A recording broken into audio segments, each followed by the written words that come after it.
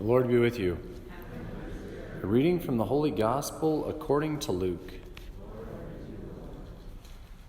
Jesus said to the crowd, "They will seize and persecute you. They will hand you over to the synagogues and to prisons, and they will have you led before kings and governors because of my name. It will lead to you giving testimony. Remember, you are not to prepare your defense beforehand, for I myself shall give you a wisdom in speaking, that all your adversaries will be powerless to resist or refute.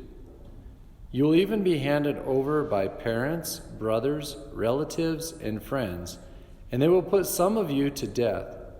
You will be hated by all because of my name. But not a hair on your head will be destroyed.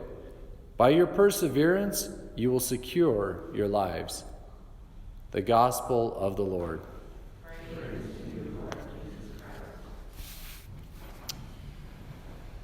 Today's saint that we honor is St. Catherine of Alexandria. She was a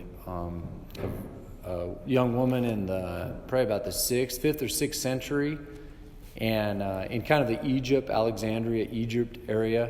But she was kind of a learned young lady. She converted to Christianity and then became a powerful witness, so much so that she took on the king of her day, who was a pagan of sorts, and she wouldn't consent to his plan for the nation, whatever.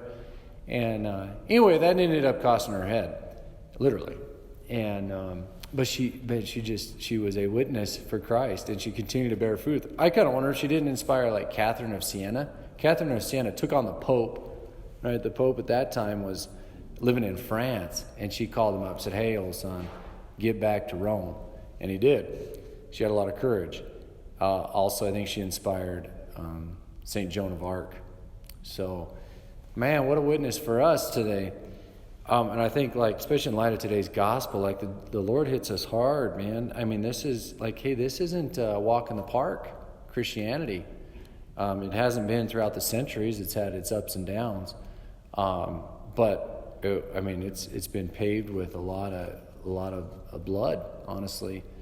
So, hey, a little gut check for us all that we want to be prepared in the sense of like, hey, how are we gonna cave or are we gonna not? We need to make that decision in our mind.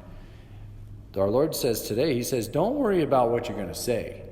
Don't, and rightfully so, do not worry about what we're going to say. He'll inspire us in that moment. But I think even now, we need to set our face like flint. Are we going to stand firm or are we going to cave?